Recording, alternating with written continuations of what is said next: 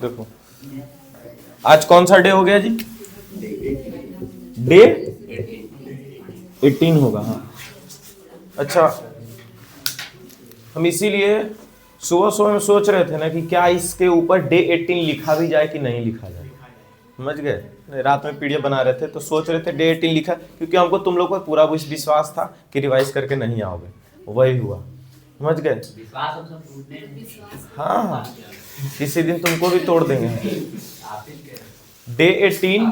और आज हम लोग ह्यूमन आई के बारे में पढ़ने वाले थे, human I and colourful world. अच्छा, इसमें जो सबसे इंपॉर्टेंट पार्ट है, ठीक है, वो हम बता देते हैं रेनबो है। सबसे इंपॉर्टेंट रेनबो, प्रिज्म और डिफेक्ट इन आई, ठीक है, जो कि मायोपिया और हाइपरमेट्रोपिया, ये दो सबसे इंपॉर्टेंट पार्ट है इसका। दो तीन जो इंपॉर्टेंट पार्ट है, क्योंकि हम जितना क्वेश्चन देखे उसमें सबसे ज्यादा रेनबो का क्वेश्चन है, ठीक है। उसके बाद फिर डिफेक्ट इन विजन, मतलब मायोपिया हो जाएगा तो कैसे उसको ठीक किया जाएगा, हाइपरमेट्रोपिया हो जाएगा तो उसको कैसे ठीक किया जाएगा, ये दो चीज, ठीक है। उसके बाद फिर है प्रिज्म के बारे में, ठीक है, ये तीन चीज। एक पीडीएफ तुम लोगों को सुबह सुबह सेंड किए होंगे, वो ह्यूमन एंड कलरफुल वर्ल्ड, और उसके बाद इंपॉर्टेंट क्वेश्चन, उसमें 10 को क्वेश्चन होगा। वो 10 क्वेश्चन में एक क्वेश्चन पक्का है कि मिल जाना है। समझ गया? बहुत छोटा छोटा क्वेश्चन होगा, बहुत बड़ा बड़ा क्वेश्चन नहीं है, जैसे कि एक नहीं तो दो, क्योंकि जो ज्यादा छोटा क्वेश्चन होगा 2 या 3 लाइन का आंसर जिसमें होगा, वैसा वैसा एक एक नंबर का 2 क्वेश्चन आ जाता है, ठीक है। तो वो एक बार पूरा पढ़ लेना, समझ गए, ताकि कैसे उसको देखना है। हालांकि एक बार हम समझा भी लेंगे, लेकिन जब समझा देंगे और एक बार पढ़ लोगे तो वो याद हो जाएगा, ठीक है। तो जो भी उसका थियोरिटिकल पार्ट है, ठीक है। अब हम लोग शुरू करते हैं ह्यूमन आई के बारे में पढ़ना, क्योंकि हम लोग सामने से आई देखते थे तो आई ये दिख रहा है, ठीक है, लेकिन साइड व्यू जो हम लोग के एनसीईआरटी बुक में रहता है वो साइड व्यू रहता है, ठीक है। हम बहुत बढ़िया ये ड्राइंग तो नहीं बना पाएंगे, लेकिन यहाँ पर जो व्हाइट कलर का पार्ट दिख रहा होगा, ठीक है, सबसे बाहर वाला जो पार्ट दिख रहा होगा या फिर व्हाइट कलर का पार्ट, वो क्या होगा? अपना कॉर्निया होगा। यहाँ पर ऐसे कर करके, और ये गैप होगा यहाँ पे क्या होगा? एक गैप होगा। ये हमारा क्या हो जाएगा जी? पुपिल। ये गैप ऐसे गोल नहीं होगा, ये व्हाइट कलर का वहां एनसीईआरटी डायग्राम में दिखेगा, लेकिन पुपिल जो है वो कौन सा है? ये जो ब्लैक डॉट है ना बीच में, हमारा जो आंख है, ये हमारा आंख है, ठीक है। इसमें ये गोल, ये जो गोल है ना जी, इसके अंदर भी एक छोटा सा गोला है, हेलो, ये गोला। तो इस चीज को हम लोग क्या बोल रहे होते हैं? कॉर्निया बोल रहे होते हैं। ये जो पूरा पार्ट है, ये वाला पार्ट जो है, ठीक है, इसको आइरिस बोल रहे होते हैं। ये जो पार्ट है इसके अंदर, इसको हम लोग पुपिल बोल रहे होते हैं, ठीक है। लाइट को इंटर करवाना, ठीक है, इन दोनों, इसी का काम होता है, इन दोनों से काम होता है। ये कॉर्निया क्या करता है? तो जो अल्ट्रा वायलेट रेज बहुत सारा आ रहा होता है, ठीक है, इसी को ब्लॉक करने का काम करता है ये कॉर्निया। व्हाइटिश स्ट्रक्चर जो हमारे आंख के ऊपर है, ठीक है, उसको हम लोग कॉर्निया बोलते हैं। और ये कौन सा लाइट को इंटर करने से रोकता है? अल्ट्रा वायलेट रेस को रोकने का काम करता है। अल्ट्रा वायलेट रेस कहां से आ रहा था? सनलाइट से, मोबाइल का स्क्रीन से, टीवी देखते हैं उससे, ये सब जगह से क्या आता है? अल्ट्रा वायलेट रेज आ रहा होता है। मोबाइल और टीवी स्क्रीन से बहुत कम आता है, लेकिन इन सब के मुकाबले सनलाइट से बहुत ज्यादा आ रहा होगा। अच्छा, आइरिस और पुपिल का क्या काम है?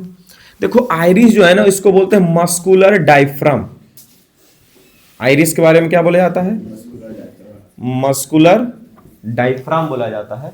मतलब कि ये मस्कुलर पार्ट होता है, जब भी बाहर से ना इंटर कर रहा होता है लाइट, ठीक है, तो यही डिसाइड करता है कि पुपिल का साइज कितना बड़ा करना है या कितना छोटा करना है, ठीक है। पुपिल एक ब्लैक होल है। पुपिल क्या है? एक ब्लैक होल जैसा है, जिसके अंदर जो भी लाइट जाएगा वो चलते ही चला जाएगा अंदर, वो रिफ्रैक्ट या रिफ्लेक्ट, ये रिफ्लेक्ट उसको नहीं करता, सब लाइट को अपने अंदर लेकर के रख लेता है, ठीक है। अच्छा, अब यहाँ पर बहुत ही डीम लाइट में हम लोग रात भर रहे और सुबह सुबह अचानक उठते हैं, बल्ब जलता है, तो ना पूरा एकदम लाइट अजीबोगरीब तरीके से आंख के पास आता है। वो एक्चुअली होता क्या है? जो पूरा रात तुम्हारा आंख बंद था, तो डार्क वहां पर क्या बना हुआ है? डार्क बना हुआ है। तो ज्यादा से ज्यादा लाइट लेने के चक्कर में पुपिल जो है बहुत ही बड़ा साइज का हो रखा है। पुपिल का साइज जो इतना छोटा दिख रहा है, इसका साइज इतना बड़ा हो चुका है। समझ गए कि लाइट ज्यादा खोज रहा था, इसके कारण इसका साइज क्या हो चुका है? बड़ा हो चुका है, ठीक है।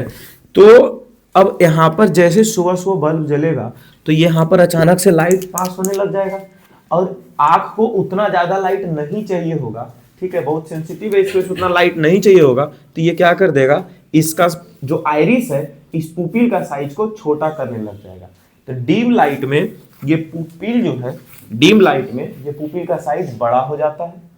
पुपिल का साइज क्या हो जाएगा, डीम लाइट में क्या हो जाएगा, बड़ा, बड़ा मतलब लार्ज, ठीक है। और ब्राइट लाइट में, अच्छा लार्ज क्यों हो जाएगा पुपिल का साइज, टू ये enter more and more light into the eye, ताकि ज्यादा से ज्यादा लाइट आई के अंदर जाए, जिसके कारण हम लोगों को कोई भी अंधेरा में भी सामान दिख सके। हालांकि वैसा दिखता भी नहीं है, वो आगे कुछ और देर में पढ़ेंगे, वो रेटिना के वजह से होता है, ठीक है। अब ब्राइट लाइट जब आएगा, पुपिल के पास जब ब्राइट लाइट पड़ेगा तब आइरिस जो है इसको क्या कर देगा, कॉन्ट्रैक्ट कर देगा, किसको, पुपिल को, और जिसके वजह से इसका साइज क्या हो जाएगा, स्मॉल हो जाएगा, बहुत ही छोटा सा साइज हो जाएगा ये जब ब्राइट लाइट आएगा तो, ताकि ज्यादा लाइट एक बार में इंटर नहीं कर जाए। जब हम लोग धूप में जाते हैं, ठीक है, तो वही चीज होता है, हम लोग रूम में थे, अचानक धूप में गए तो पूरा लाइट का अजीबो तरीके से जब इंटर करने लग जाता है आंख में तो धुंधलापन हो जाता है, और फिर धीरे धीरे उसका साइज, पुपिल का साइज 2 से 3 सेकंड में छोटा हो जाता है, फिर हम लोग नॉर्मल ये सनलाइट में भी देखने लग जाते हैं। फिर जब ऊपर में 10-15 मिनट रह गए तो हमारा पुपिल का साइज क्या हो चुका है, छोटा। अरे छोटा ना, सनलाइट में रहे, ब्राइट लाइट में रहे तो पुपिल का साइज क्या हो चुका है, छोटा। फिर जब नीचे हम लोग आ रहे होते हैं, ठीक है, तो इसका साइज क्या हो जाएगा, बड़ा हो जाएगा, क्योंकि फिर डिम लाइट में हम लोग जा रहे हैं, तो ज्यादा लाइट लेने के चक्कर में आइरिस इसका साइज को क्या कर देता है, बड़ा। तो iris controls the size of pupil, ठीक है। पुपिल डिम में लार्ज होगा और ब्राइट लाइट में स्मॉल होगा, ठीक है। इसके बाद यहाँ पर एक लेंस रहता है, और इस लेंस को पकड़ करके रखने वाला, इस लेंस को पकड़ करके रखने वाला इस सिलियरी मसल्स होता है। यहाँ पर एक क्या है, लेंस है, इस लेंस को बोलते हैं क्रिस्टलाइन लेंस। इस लेंस का क्या नाम है, क्रिस्टलाइन लेंस। और इसका नेचर क्या होता है, तो इसका नेचर होता है कॉन्वेक्स। इसका क्या नेचर होता है, कॉन्वेक्स। मतलब लेंस दो तरह का पढ़े थे ना, कॉनकेव लेंस और कॉन्वेक्स लेंस, तो इसका जो नेचर है वो कॉन्वेक्स और फुल्ली कॉन्वेक्स ये नहीं होता है, लेकिन हम लोग जनरली इसको क्या बोलते हैं, कॉन्वेक्स लेंस बोलते हैं। तो अगर जो क्रिस्टलाइन नेचर कौन सा लेंस होता है तो तुम बता सकते हो कि कॉन्वेक्स लेंस होता है, ठीक है। अब ये जो यहाँ का सिलियरी मसल्स है यही डिसाइड करता है कि ये वाला लेंस कब मोटा होगा और कब ये लेंस पतला होगा, ताकि हम लोगों को ऑब्जेक्ट कब का कैसे देखना है। जैसे कि अगर जो पास का ऑब्जेक्ट देखना है, अगर जो हमको पास का ऑब्जेक्ट देखना है, जिसके वजह से ये जो पुपिल, ये क्या बोलते हैं, इसका लेंस का जो साइज है इसको मोटा कर देता है। लेंस को क्या कर देता है, मोटा। और लेंस को मोटा कब कर पाएगा, जब ये पूरा सिलियरी मसल इसको अपने आप को खींच करके एकदम इधर लेके जाएगा। तो सिलियरी मसल जब कॉन्ट्रैक्ट होगा तो ये लेंस क्या हो जाएगा, मोटा। और अगर लेंस मोटा हुआ तो फिर इसके पास ज्यादा पावर आ जाएगा कन्वर्ज करने का, पावर इसके पास ज्यादा आ जाएगा, क्या, कन्वर्ज कर देने का। मतलब कि अगर जो एक पतला लेंस है, ये पतला लेंस है और ये मोटा लेंस है, तो यहाँ से देखो ऐसे भेजेंगे, ये यहीं पे कन्वर्ज कर दिया, और यहाँ से इसको भेजे ना तो ये कन्वर्ज करने में थोड़ा सा टाइम लगाया, ऐसे, समझे क्या। तो जब हम लोग पास का कोई ऑब्जेक्ट देख रहे होते हैं तो ये लेंस जो है वो ऐसा मोटा हो जाता है। और लेंस मोटा कब हो पाएगा, जब सिलियरी मसल्स कॉन्ट्रैक्ट होगा, ठीक है। लेंस पतला कब होगा, जब सिलियरी मसल रिलैक्स, मतलब ये सिलियरी मसल जो इतना पूरा खींच करके, जैसे कि इधर एक मानो ये रबड़ लगा है, इधर एक रबड़ लगा है, बीच में लेंस है, ठीक है, बीच में क्या है, लेंस है। तो सिलियरी मसल, यहाँ लेंस को सिलियरी मसल से कनेक्ट कर देते हैं और इसको पूरा एकदम ऐसे दबा देते हैं। क्या लेंस एकदम छोटा होते जाएगा, मोटा होते जाएगा कि नहीं होते जाएगा, ठीक है। यानी कि सिलियरी मसल क्या हो रहा है, कॉन्ट्रैक्ट हो रहा है, तो लेंस क्या हो जाएगा, मोटा। और लेंस अगर मोटा हुआ तो फोकल लेंथ क्या हो जाएगा, घट जाएगा। फोकल लेंथ क्या हो जाएगा, घट जाएगा, और आसानी से हम लोग पास वाले ऑब्जेक्ट को देख पाएंगे। अब यहाँ से क्या होता है, हमको अब दूर का ऑब्जेक्ट अगर देखना है, हमको क्या करना है, दूर का ऑब्जेक्ट देखना है। सिलियरी मसल इसमें लगा हुआ है, लेकिन इस बार दूर का ऑब्जेक्ट देखना है तो फोकल लेंथ हम लोग को बड़ा चाहिए, जिसकी वजह से सिलियरी मसल को एकदम लूज कर देता है।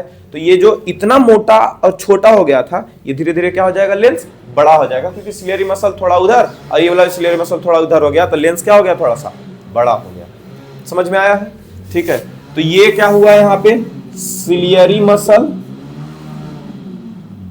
कॉन्ट्रैक्ट, सिलियरी मसल क्या हुआ, कॉन्ट्रैक्ट हुआ, जिसके कारण लेंस क्या हो गया, थिक, लेंस क्या हो गया, थिक हो गया। और लेंस थिक हो गया तो हम लोग नियर बाई ऑब्जेक्ट्स को देख पाए आसानी से। नियर बाई ऑब्जेक्ट्स को देखने के लिए लेंस को थिक होना पड़ेगा, उसके लिए सिलियरी मसल्स को कॉन्ट्रैक्ट होना पड़ेगा। अब ये उसका स्ट्रक्चर ऐसे करके बनाया, ये समझाने के लिए कि थिक और यहां पर थिन हुआ। यहां पर अब अगर सिलियरी मसल अगर जो क्या हो जाए, रिलैक्स, क्या बोलेंगे इसको, रिलैक्स, कॉन्ट्रैक्ट मतलब एकदम खींच दिया, तो लेंस के लिए जगह कम बचा, तो कम जगह में मोटा हो गया। अब इसको रिलैक्स कर दिया, मतलब पीछे छोड़ दिया, तो लेंस का अपने आप लेंथ बड़ा हो जाएगा। ठीक है, तो यहाँ पे सिलियरी मसल जैसे ही रिलैक्स हुआ तो लेंस क्या हो जाएगा, थिन हो जाएगा। और लेंस थिन होगा तो हम लोग डिस्टेंट ऑब्जेक्ट को, डिस्टेंट मतलब दूर वाला ऑब्जेक्ट को आसानी से देख सकते हैं। अब देखो यहां से इस चीज को अपना सब ऐसे एक एक्सपेरिमेंट हम लोग कर सकते हैं। ठीक है, ये हम एक्सपेरिमेंट कहीं पर देख रहे थे, वो ऐसा एक उंगली और मानो एक किताब या फिर कोई भी एक ऑब्जेक्ट सामने रख करके, या फिर दो ऑब्जेक्ट सामने रखा, एक ऑब्जेक्ट इसको और दूसरा ऑब्जेक्ट मानो थोड़ा सा दूर रखा, और बोलता है इस ऑब्जेक्ट को देखो, इस ऑब्जेक्ट को देखने का कोशिश करो, और जो सामने वाला ऑब्जेक्ट है उस पर फोकस नहीं करो। तो इस वाले जो ऑब्जेक्ट को देखोगे तो तुम जो दूर का ऑब्जेक्ट है तुमको ब्लर नजर आएगा। ठीक है, और अगर जो दूर का ऑब्जेक्ट को देखने का कोशिश करोगे, जैसे कि हम उधर देख रहे हैं, तो ये वाला ऑब्जेक्ट हमारे लिए क्या होगा, ब्लर होगा, मतलब दिखेगा लेकिन एग्जैक्ट नहीं दिखेगा, ब्लर होकर के दिखेगा। सीधा बात समझ में आया? ये क्या होता है, जब इसको देख रहे हैं पास का ऑब्जेक्ट, तो पास का ऑब्जेक्ट देखने के लिए सिलियरी मसल क्या हो गया, कॉन्ट्रैक्ट हो गया, जिसकी वजह से लेंस ठीक हो गया, तो आसानी से हम देख पाए। तो दूर के लिए तो हमारा सिलियरी मसल तैयार नहीं ना था अभी, इसी की वजह से दूर वाला ऑब्जेक्ट क्या हो रहा है, ब्लर, क्योंकि वहां से भी लाइट इंटर कर रहा है मेरे आंख में, तो वो ऑब्जेक्ट दिख तो रहा है लेकिन ब्लरी इमेज बना रहा है रेटिना पे। समझ में आ रहा है? ठीक है, अच्छा इसी को सामने रखे हुए, ये तो पास में है तो ज्यादा क्लियर ये दिखना चाहिए, लेकिन अब हम उधर देखना चाह रहे हैं तो ये वाला ब्लर हो चुका है। समझ पा रहे हो ये बात? ठीक है, दूर वाला को जब हम फोकस में लाए कि नहीं हम उधर देखना है, ठीक है, तो ये इसमें क्या लिखा हो हम लोग को अब नहीं दिख रहा है, जबकि इतना पास है। ठीक है, क्योंकि इसके ऊपर फोकस अब नहीं किए हुए हैं अपना आंख को, हमको अब उधर देखना है। ये क्या हुआ, अब हमको दूर वाला ऑब्जेक्ट देखना था, यानी कि सिलियरी मसल क्या हो गया, रिलैक्स हो गया, तो लेंस थिन और डिस्टेंट ऑब्जेक्ट को हम लोग देख पा रहे हैं, अब नियर बाई ऑब्जेक्ट्स को नहीं देख पाएंगे। क्लियर हो गया यहां तक? अब इसके बाद आता है रेटिना, इसके बाद आता है रेटिना। यहां से तुम्हारा डायग्राम जो होगा ऐसे करके बना हुआ होगा। ठीक है, ऐसे करके बना हुआ होगा, ध्यान से देख लो, यहां से ये रेटिना वाला ऐसे डायग्राम बना हुआ होगा। रेटिना को हम लोग क्या बोलते हैं, स्क्रीन बोलते हैं। रेटिना को हम लोग क्या बोलते हैं जी, स्क्रीन बोलते हैं। रेटिना को हम लोग बोलते हैं स्क्रीन, जहां पर इमेज का क्या होगा, फॉर्मेशन होता है, इमेज जहां पे बनता है। ठीक है, अब रेटिना में दो अलग अलग चीज रहता है, एक तो रॉड्स और एक होता है कोन्स। एक होता है रॉड्स और एक होता है कोन्स। 8 में तुम लोग लाइट चैप्टर पढ़े हो, 8 में पढ़े होगे, तो उसमें ये सब पढ़ लिया होगा पहले भी। ठीक है, rods and cones. Rods, R for rods और आर फॉर रात, याद रखो, आर फॉर रॉड्स और आर फॉर रात। रात में कम लाइट, रात में कम लाइट, तो जब कम लाइट जहां जहां होता है वहां रॉड्स का काम है, और जहां पर ज्यादा लाइट वहां पे कोन्स का काम है। तो हम लोगों के ये रेटिना में रॉड्स कम होता है और कोन्स ज्यादा होता है, इसी की वजह से हम लोग रात में कम देख पाते हैं और दिन में ज्यादा देख पाते हैं। रॉड्स कम है, और रॉड्स काम क्या करता है, डिम लाइट में देखने का काम आता है। डिम लाइट मतलब रात में, कम लाइट में देखने का काम करता है। ठीक है, तो रॉड्स का संख्या हमारे रेटिना में कम है, जिसके वजह से हम लोग रात में कम देख पाते हैं।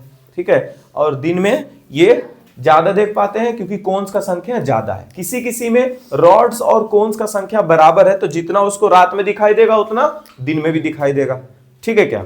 अच्छा, किसी किसी में रॉड्स का संख्या ज्यादा हो जाता है और कोन्स का संख्या कम रहता है। जिसके वजह से उसको रात में ज्यादा दिखने लग जाता है और दिन में कम दिखता है। दिन में उसको अंधा बोल दिया जाता है कि दिन में नहीं दिख रहा है तो अंधा है, समझ गया। हालांकि उसका तो अलग ही है ना, ह्यूमन आई, उसका जो आई है उसका स्ट्रक्चर अलग है, ठीक है क्या।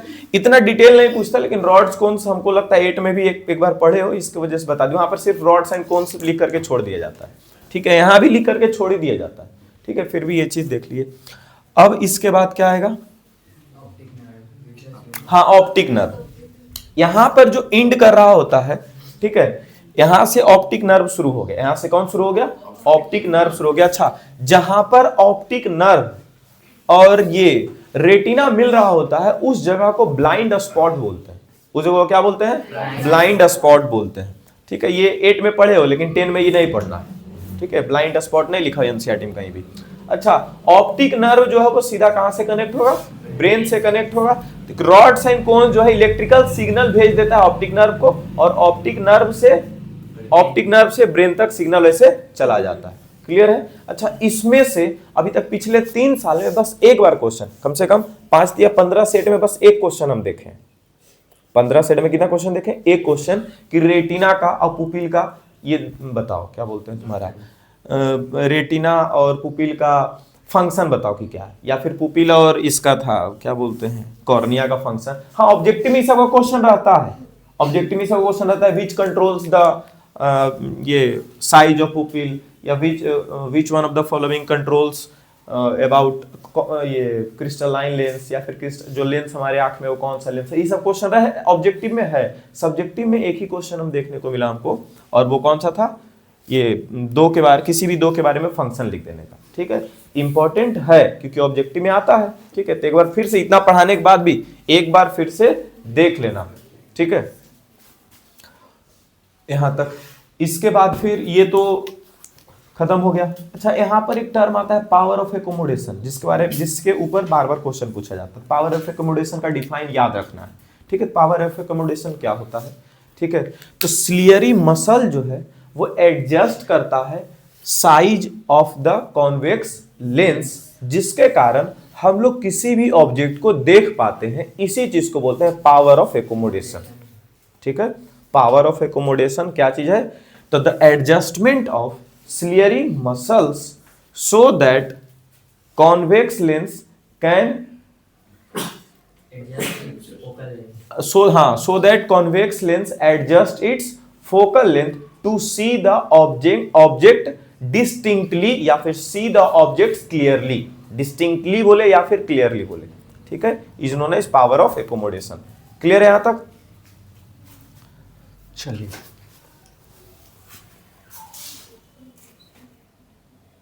एक आदमी है, ऐसा समझो एक आदमी है, वो एक आदमी जिसे अगर जो 2 आंख है, एक आंख अगर जो बंद कर ले, या फिर एक आंख अगर जो खराब हो गया उसका, या फिर जो पुराने मूवी में ऐसे करके पट्टी बांध देता था, समझे, याद है, तो कितना डिग्री का एंगल देख पाता था, मतलब कितना डिग्री तक का एंगल उसका आंख जो है देख पाएगा, 150 डिग्री तक का एंगल। एक आंख कितना डिग्री तक का एंगल देख पाएगा, 150। ये सब जानना नहीं है, फिर भी बता दे रहे हैं। और दोनों आंख अगर आ गया तो ये तुमसे बचपन में जो सवाल था वो नहीं है कि अगर जो एक आंख से 2 किलोमीटर तक देख रहा है दूर, तो 2 आंख से तो बच्चा बोलता 4 किलोमीटर, समझ गए वो। हाँ, तो वो वाला सवाल, हेलो, वो वाला सवाल नहीं है ये, ठीक है। ये सवाल एंगल का है, जिससे कि तुम ही सोचो ना, ई वाला आंख अगर बंद कर देते हैं तो देखो ना, हमको यहाँ के बाद इधर नहीं दिख रहा है, लेकिन आंख खोल दिए तब यहाँ तक दिख रहा है। तो एक आंख से 150 डिग्री, 2 आंख से 180 डिग्री, ठीक है क्या। हाँ, देखो कुछ कॉमन सुनो। अच्छा, ऐसे ये आंख बंद किए, ये वाला दिख रहा है पार्ट हमको, ठीक है, बस यहाँ से यहाँ नहीं दिख रहा, यहाँ से बस यहाँ तक नहीं दिख रहा। ये आंख बंद किए, ठीक है, तो यहाँ से लेकर के यहाँ तक दिख रहा है, यहाँ से इधर नहीं दिख रहा है, ठीक है। जब दोनों आंख खोलते हैं तो देखो दोनों आंख में ना ये कॉमन पार्ट है, इतना दूर से इतना दूर तक का ना ये कॉमन पार्ट है, समझ गए। जो एक आंख बंद भी रहेगा तो ये वाला पार्ट हमको दिखते रह जाएगा। जो इधर का एक्स्ट्रा पार्ट है, इधर का एक्स्ट्रा पार्ट है, यही एक्स्ट्रा हमको दिखता है ना। तो एक आंख एक्स्ट्रा खोल भी लेंगे, मतलब कि एक आंख बंद करने के बाद दूसरा आंख खोल भी लेंगे तो बस 30 डिग्री का एंगल बढ़ता है, क्योंकि दोनों आंख में ना जो बीच का एंगल है कुछ वो कॉमन है और उतना हम लोग को ऐसे भी दिखते रहेगा। ठीक है, जैसे कि एक आंख यहाँ एक आंख यहाँ है, तो ये वाला आंख भी इतना देख रहा है, हेलो, और ये वाला आंख भी कितना इतना देख रहा है, समझे क्या? तो ये बहुत सारा एंगल ही कॉमन हो गया ना जो दोनों आंख देख रहा है। इसीलिए ऐसा नहीं है कि दोनों आंख मिला देंगे तो 300 डिग्री पहुंच जाएगा, समझ गए? तब तो फिर हम लोग पीछे भी देख लेते जी, गाड़ी वगैरह में ये क्या बोलते हैं, आईना लगाने का जरूरत तक नहीं था, है ना? खर्च बच जाता कि नहीं बच जाता। मेरा गाड़ी का ये शीशा जो है बैक मिरर वो टूट गया है, लेकिन हम नहीं लगा रहे, हम सोच रहे हैं कि कहीं 300 डिग्री तक देख पाए। 1 महीना से वो शीशा ऐसे ही है। चलो, इसके बाद हम लोग पढ़ते हैं डिफेक्ट्स ऑफ विजन के बारे में। ठीक है, डिफेक्ट्स, तो देखो डिफेक्ट्स जो है, इससे पहले कैटरैक्ट है पढ़ना। ठीक है, डिफेक्ट्स ऑफ विजन तो 2-3 है पढ़ना, इससे पहले क्या है, कैटरैक्ट पढ़ लेते हैं। कैटरैक्ट समझ में आता है क्या होता है? मोतियाबिंद इसको हिंदी में बोलते हैं। जो भी बूढ़ा बुजुर्ग लोग हो जाते हैं वो आंख का ऑपरेशन करवाने जाते हैं। ठीक है, वो होता क्या है कि उनका जो लेंस है ना, वो वाइटिस हो जाता है। कॉर्निया के पास भी वाइटिस स्ट्रक्चर, हेलो, कॉर्निया के ऊपर धुंधलापन आ जाता है। ठीक है, कितना का तो बढ़ते बढ़ते ना जो पुपिल है वहां तक कवर होने लग जाता है। ठीक है, वो उजलापन, समझ गए? और इसके ऊपर एक लेयर बन जाता है, किसके ऊपर, लेंस के ऊपर एक लेयर बन जाता है। ठीक है, जो अंदर में क्रिस्टलाइन लेंस अभी पढ़ा है, कॉन्वेक्स।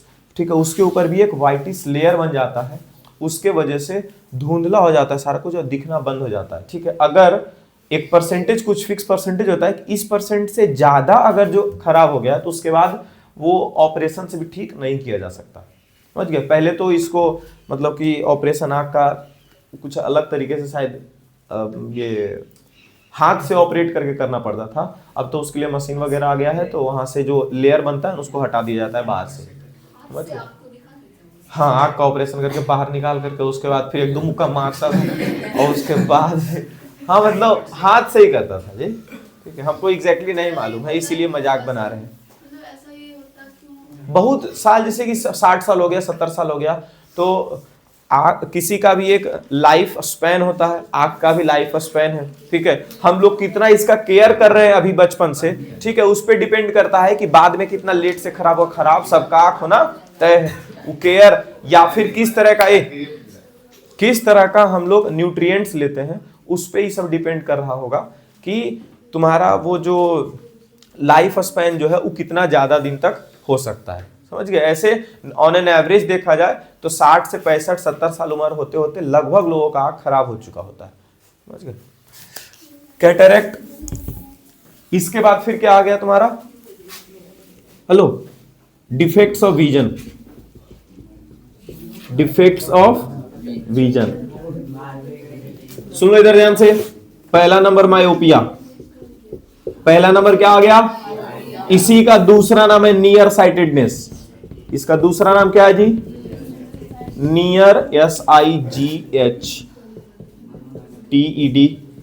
पिट जाएगा पीछे जो भी है, नियर साइटेडनेस। इसी को हिंदी में क्या बोलते हैं? नियर साइटेडनेस को निकट दृष्टि दोष, और इसका नाम में भी दोष है, समझे? नाम उल्टा लिखा जाता है इसका, है ना? निकट दृष्टि दोष का मतलब निकट वाला सही है, फिर भी दृष्टि में दोष है, मतलब कि दूर वाला नहीं दिखता होगा इसको। अच्छा, ऑन एन एवरेज 99.5% लोगों बच्चों में जो दृष्टि दोष होता है वो यही होता है, मायोपिया। 4 कहां बोले? अच्छा, मायोपिया और नियर साइटेडनेस जो है मैक्सिमम जो छोटे बच्चे होते हैं, ठीक है, छोटे बच्चे मतलब 28-30 साल, छोटा बच्चा से लेकर के 28-30 साल तक का उम्र वाले जो लोग होते हैं उनमें लगभग यही बीमारी पाया जाता है। ऐसा क्यों होता है कि मायोपिया ही होता है उन लोगों, छोटा बच्चा में? जैसे कि जो छोटा बच्चा का आंख है ना, सब न्यूरिशमेंट का काम है, ठीक है, न्यूट्रिएंट्स और न्यूरिशमेंट का काम है। आंख ठीक भी रह जाता है कितने लोगों खराब हो जाता है। होता क्या है कि छोटा बच्चा वो पढ़ रहा है या फिर ये तो जेनेटिकली जिनका डिफेक्ट है, जैसे मम्मी पापा से ही आ रहा है वो अलग चीज़ है। लेकिन एक बच्चा पढ़ रहा है या फिर टीवी देख रहा है या फिर मोबाइल देख रहा है, तो वो बहुत ही कम दूरी पे ये सब काम कर रहा होता है, जिसके वजह से हमारा सिलियरी मसल जो है लगभग टाइम कॉन्ट्रैक्ट किया हुआ रहता है। सिलियरी मसल मोटा रहेगा तब ना कम दूरी का ऑब्जेक्ट को क्लियरली देखते रह जाएगा वो, ठीक है। इसके वजह से सिलियरी मसल जो है वो बाय नेचर कॉन्ट्रैक्ट होकर के रह जाता है, समझ गए, जिसके वजह से इसका लेंथ क्या हो गया है, मोटा, और हर बार जो है इसका फोकल लेंथ इतना कम हो गया कि रेटिना से पहले ही जाकर के मिल जा रहा है, रेटिना से पहले ही जाकर के मिल जा रहा है रेज, और ब्लर इमेज बनने लग जाता है दूर वाला ऑब्जेक्ट जब भी देखते हैं तो, क्योंकि उसका सिलियरी मसल क्या हो गया, कॉन्ट्रैक्ट हो गया है। अब यहां से याद रखें, मायोपिया का रीजन पूछा जाएगा जो कि कैसे मायोपिया होता है, लीस्ट 2 काउजेस, कितना काउज पूछेगा, 2 ही पूछेगा। तो पहला नंबर क्या लिख देंगे, contraction of ciliary muscles, contraction of ciliary muscle, और दूसरा क्या लिख देंगे, elongation of eye ball, elongation of eye ball, ठीक है। ये क्या है, 2 काउजेस, ये 2 काउजेस है। अच्छा, यही हाइपरमेट्रोपिया के बारे में जब रहेगा तो उल्टा कर देंगे, कॉन्ट्रैक्शन की जगह क्या लिख देंगे, रिलैक्सेशन लिख देंगे, इलोंगेशन की जगह शॉर्टनिंग लिख देंगे, इलोंगेशन की जगह क्या लिख देंगे, शॉर्टनिंग। यही 2 काउजेस है मायोपिया। दूर वाला खराब होता होगा, पास वाला खराब होता होगा, दूर वाला नहीं, तो देखते रहता होगा, दूर वाला। हाँ, दूर वाला दिख जाएगा, पास वाला खराब हो जाना मतलब 25 सेंट, हाँ दूरी वाला देखते रहता होगा दिन भर, फिर तो तभी ना उसका पास वाला वो जब ये वाला जो बताया उसी से वो जोड़ रहे हो। अच्छा, नहीं मतलब कि ऐसे धीरे धीरे करके ना इसका ये क्या बोलते हैं, किधर गया, आई बॉल का जो लेंथ है वो छोटा हो जाता है, और ये सिलियरी मसल रिलैक्स हो जाता है, धीरे धीरे कमजोर होगा उम्र के साथ सिलियरी मसल। इसीलिए उम्र के बारे में बात की है, 29-30 साल के बाद ये धीरे धीरे सिलियरी मसल जो है कॉन्ट्रैक्शन कम कर देगा। अरे जितना भी हम लोग का पढ़ा फिर क्यों रहे हैं, जब घर में ही पढ़ लिए हैं तो पढ़ लिए हैं, तब फिर तो गप भी कर रहे हैं यहां पर भी आकर के। सिलियरी मसल धीरे धीरे उम्र के साथ जो है वो कॉन्ट्रैक्शन कम हो जाएगा, उसका उतना ज्यादा कॉन्ट्रैक्ट नहीं हो पाएगा, जिसकी वजह से वो क्या रह जाएगा, रिलैक्स्ड रह जाएगा, समझ गए, हमेशा के लिए। ये उम्र के साथ होता है, जैसे कि 30 साल 35 साल 40 साल के बाद ये हो जाएगा, ठीक है। इसीलिए यहां पर क्या, ये अगला कौन सा, हाइपरमेट्रोपिया, ठीक है। अभी सिलियरी मसल कॉन्ट्रैक्ट हो जाएगा, और ये लगभग छोटा बच्चा से लेकर के 29, 30, 32 साल उम्र के लोगों में ही ये हो पाता है। अच्छा, इसको हम लोग ठीक कैसे कर पाएंगे, तो अच्छा ये होता पहले क्या है, इसका डायग्राम क्या क्या आता है वो सब देखना, इसका डायग्राम बहुत इंपॉर्टेंट है, ठीक है। ये 2 और 3 जो भी बनाएंगे ये तीनों अभी इंपॉर्टेंट है, ठीक है, 2 मार्क्स में पूछा जाता है, ठीक है। अब यहां देखो, पहले तो नॉर्मल आई बनाना पड़ेगा तुमको, पहला 3 डायग्राम एक ही में बनता है। ये कौन सा बनाएंगे, सबसे पहले नॉर्मल आई बनाएंगे। यहां पर हम लोग आंख,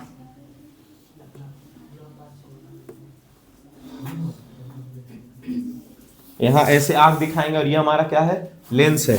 यहां से इन्फिनिटी से रेज आ रहा है, ठीक है, इन्फिनिटी से रेज आ रहा है।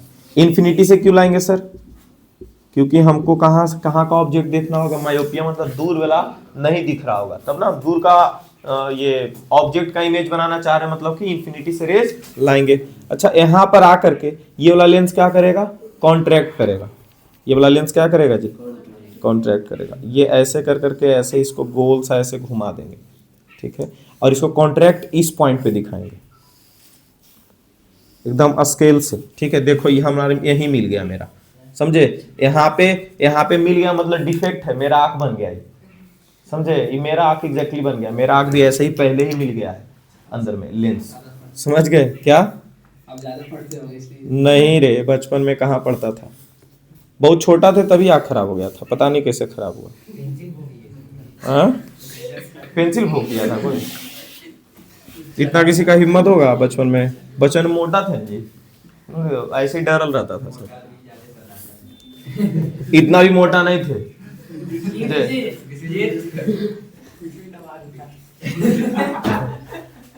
तो मोटा के साथ बदमाश भी नहीं, ऐसा होता है कि जो मोटे लोग होते हैं ना बदमाशी कम करते हैं, ठीक है, वो अच्छे रहते हैं, क्यूट रहते हैं वो, ठीक है। लेकिन हम यहाँ देखो, यहाँ देखो, ये देखो क्या है, ये इंफिनिटी से रेज आ रहा है, ये कौन सा अपना लेंस है, क्रिस्टलाइन लेंस, यहाँ पर ऐसे हेलो कॉन्ट्रैक्ट करेगा, ये क्या कर देगा, कॉन्ट्रैक्ट करके यहाँ पे इमेज बनाएगा, ये नॉर्मल, यहाँ पे ये रेटिना था और क्या बन गया, रेटिना पे इमेज बन गया, तो ये तो नॉर्मल आई का काम हो गया जी, ठीक है।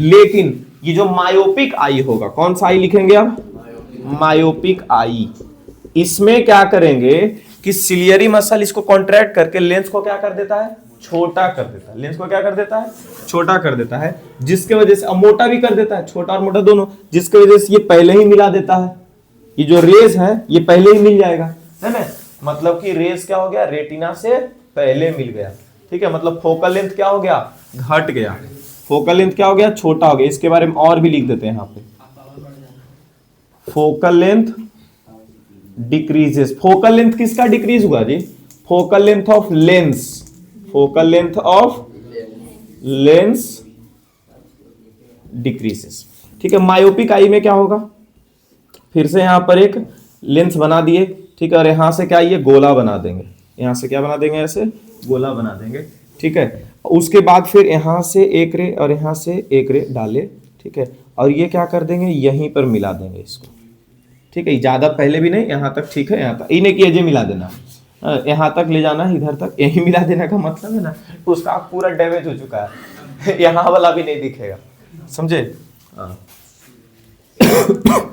अब यहां पर क्या हुआ, इन्फिनिटी से रेज आ रहा था, ठीक है, और यहां पे मिल गया, चुप, रेटिना से पहले, हेलो, ये क्या हुआ, रेटिना से पहले इमेज, रेटिना से पहले इमेज बन गया, और जहां इसका स्क्रीन था वहां इमेज ना बन के पहले ही इमेज बन रहा है, इसका मतलब है कि इमेज क्लियर नहीं बनेगा, कैसा इमेज बन जाएगा, ब्लर इमेज बन जाएगा। तो दो डायग्राम हुआ ना, अब तीसरा डायग्राम इसका इसका करेक्शन का, किसका डायग्राम अब तीसरा रहेगा, करेक्शन वाला, स्पेलिंग गलत है, CORR, करेक्शन वाला इसका तीसरा डायग्राम होगा।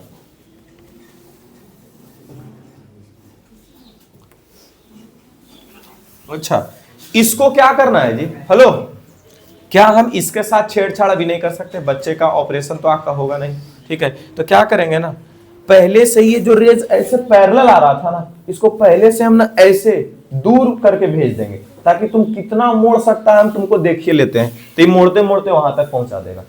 पहले से इसको क्या कर देंगे, यहां पर एक लेंस लगा देंगे, और उस लेंस का नाम क्या है, कॉनकेव लेंस। ये कौन सा लेंस है, ये कॉनकेव लेंस, हाँ, जो लेंस लगा हुआ है वो चश्मा, वो कॉनकेव लेंस है। ये क्या, इसके पास पैरेलल रेज आ रहा था, इसके पास क्या आ रहा था, पैरेलल रेज, और जिसकी वजह से ये क्या, ऐसे इसको देखो ऐसे डेविएट करके भेज देगा, समझ गए, इसको क्या कर देगा, ऐसे डाइवर्ज करके भेज देगा। लेंस थोड़ा सा बड़ा बनाना पड़ेगा, नहीं तो पता चला लेंस के बाहर से तुम लोग लेके चले गए, ठीक है। यहां से इसको ऐसे और यहां से इसको ऐसे, देख रहे हो, ये थोड़ा यहां पर ऐसे रेज सीधा जा रहा था, और इसका क्या कर दिया, ऐसे करके डेविएट करके भेज रहा है, डाइवर्ज करके भेज रहा है, जिसकी वजह से सब कितना भी मोड़ेगा तो मोड़ते मोड़ते कहां, यहां तक पहुंच जाएगा। देखो, मोड़ते मोड़ते कहां तक पहुंच गया, रेटिना तक पहुंच गया, और रेटिना पे इमेज बना दिया, ठीक है क्या। तो ये हो गया तुम्हारा करेक्टनेस, ठीक है, ये हो गया करेक्टनेस। इतना अगर लिख देते हो, ठीक है, तो ये 3 नंबर का सवाल है, क्योंकि इसमें काउजेस भी लिखना था और करेक्शन भी लिखना था। या अगर सिर्फ करेक्शन पूछता है कि मायोपिक आई को तुम कैसे सही कर पाओगे, ठीक है, और ऐसा डायरेक्ट कभी कभी नहीं भी पूछता है, बोलता है एक बच्चा क्लासरूम में लास्ट बेंच पे बैठा हुआ, उसको सही से बोर्ड का लिखा हुआ नहीं दिख रहा है, तो तुम क्या करोगे, तो बोर्ड पे लास्ट बेंच पे बैठ करके नहीं दिख रहा है, या फिर 3rd या 4th बेंच पे बैठ कर नहीं दिख रहा है, इसका मतलब उसको दूर का ऑब्जेक्ट नहीं दिखता है, दूर का ऑब्जेक्ट नहीं दिखता मतलब वो अभेसर है, ठीक है, तो मायोपिक आई बन गया उनका। अरे बोलो, समझ गया, मायोपिक आई है, तो काउजेस अगर पूछ दिया तो ये 2 या 3 काउजेस निपटा देंगे वहीं पे, समझ गए, काउजेस 2 ही है, हेलो, करेक्ट, ये कॉन्ट्रैक्शन ऑफ सिलियरी मसल की वजह से फोकल लेंथ यहाँ पे डिक्रीज हो जाता है, ठीक है, तो इसी चीज को ऐसे लिखा जाता है, ठीक है। और ये इलोंगेशन ऑफ आई बॉल तो मस्ट है, इसको लिखना जरूरी है, भूल जाता बच्चा इलोंगेशन लिखने के लिए, इलोंगेशन ऑफ आई बॉल ये लिख लेना। उसके बाद फिर यहां पर क्या, डिफेक्ट ऑफ विजन को करेक्ट करना है, तो यहां पर लिखेंगे करेक्टनेस फॉर मायोपिक आई, पहला डायग्राम, दूसरा डायग्राम, तीसरा डायग्राम। तीसरा डायग्राम में लिखेंगे we use concave lens to diverge the rays come from the infinity so that ये crystalline lens of the eye will converge at the retina. ठीक है, इतना लिख करके खत्म हो जाएगा। ये क्लियर है क्या? मिटा दें इसको।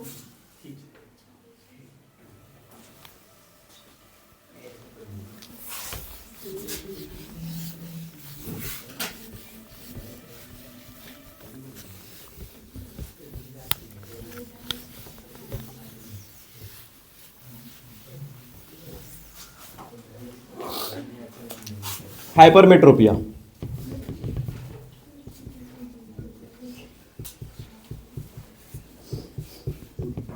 हाइपरमेट्रोपिया का दूसरा नाम क्या है? फार साइटेडनेस। हेलो, हाइपरमेट्रोपिया का दूसरा नाम क्या है? SIGHT, फार साइटेडनेस। इसको क्या बोलते हैं? हाँ, अच्छा, ये एक बार हम 10th में ही थे, जा रहे थे इधर, हमने चश्मा बनवाने के लिए दिए हुए थे, जा रहे थे गांधी मैदान, गांधी स्कूल जो है उसके सामने एक चश्मा का दुकान है, वहीं जा रहे थे, लेकिन एग्ज़ाम चल रहा था, शायद फरवरी मार्च के टाइम में जा रहे होंगे, एग्ज़ाम चल रहा था। तो हमें पुलिस होता है, ऐसे जाने आने नहीं देता, बास लगा घेरे हुए रहता है।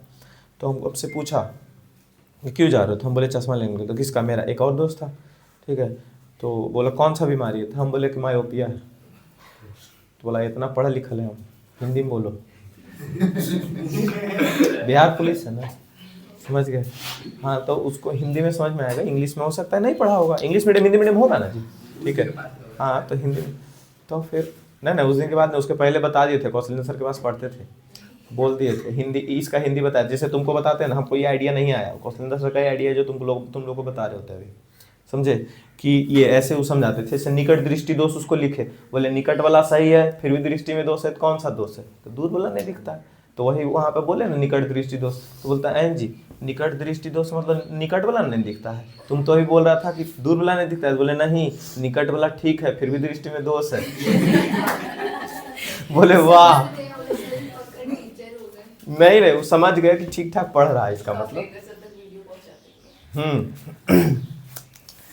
हाइपरमेट्रोपिया, कौशलेंद्र सर से बहुत दिन से नहीं मिले हैं, एक बार मिलेंगे, लगता है 12th में या उतना टाइम है उनके पास ही कि देखेंगे। तो यहाँ देखो, इधर देखो, हाइपरमेट्रोपिया और फार साइटेडनेस अगर आ गया, ठीक है, तो इसको ये कैसे इसका काउजेस क्या है, सबसे पहले ये पढ़ेंगे। हेलो, सबसे पहले इसको क्या पढ़ेंगे इसके बारे में? काउजेस, कारण पढ़ते हैं। पहला number, relaxation of ciliary muscles. क्या बोल देंगे? रिलैक्सेशन ऑफ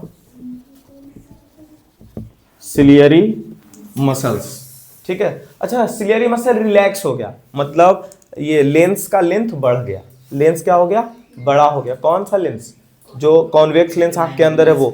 अच्छा, लेंस जब लंबा हो गया ना, तो कन्वर्जिंग पावर खत्म हो गया, मतलब जल्दी नहीं मुड़ेगा, वो लेट से मुड़ेगा, और मोड़ते मोड़ते रेटिना पार कर देगा, समझ गए? रेटिना पे भी नहीं मुड़ पाएगा, रेटिना से भी बाहर चला जाएगा। इसका क्या मतलब है? यहाँ पर इसका फोकल लेंथ इंक्रीज हो गया। क्या हो गया जी? फोकल लेंथ इंक्रीज हो गया, ठीक है। इसका दूसरा number, shortening of eye ball, shortening of eye ball, eye ball का छोटा हो जाना, ठीक है। अब इसको सही कैसे किया जाएगा? हाइपरमेट्रोपिक आई को सही कैसे किया जाएगा? या फिर इसके बारे में कैसा क्वेश्चन रहेगा? बोलेगा एक अंकल है जो मोबाइल जो है ना, वो नॉर्मल दूरी पे रख करके नहीं देखते हैं, वो एकदम हाथ दूर खींच लेते हैं उसके बाद देखते हैं। ऐसा देखो कभी अंकल को? ऐसे नहीं, ऐसे करके देखते हैं। उनको पक्का निकट वाला जो है ना 25 सेंटीमीटर, जो नियर बाई जो हम लोग का पॉइंट होता है, फार पॉइंट हम लोग का क्या है? इन्फिनिटी। हम लोग का फार पॉइंट क्या है जी, इन्फिनिटी। लेकिन ये नियर बाई पॉइंट क्या है, 25 सेंटीमीटर। ऑन एन एवरेज किसी आदमी का 23 होता है, 24 होता है, 25 होता है, 26 होता है, 27 होता है। तो ऑन एन एवरेज हम लोग 25 सेंटीमीटर लेकर के चलते हैं, ठीक है। डिपेंड करता है ना आई टू आई, समझ गए। ये 1-2 सेंटीमीटर आगे पीछे किसी का भी हो सकता है मेरा 23 हो सकता है किसी का 24 हो सकता है किसी का 25 हो सकता है किसी का 26 हो, लेकिन लगभग लोगों का 25, 26, 23, 24 ऐसे ही रहता है, ठीक है। इससे ज्यादा छोटा बड़ा नहीं होगा, ठीक है।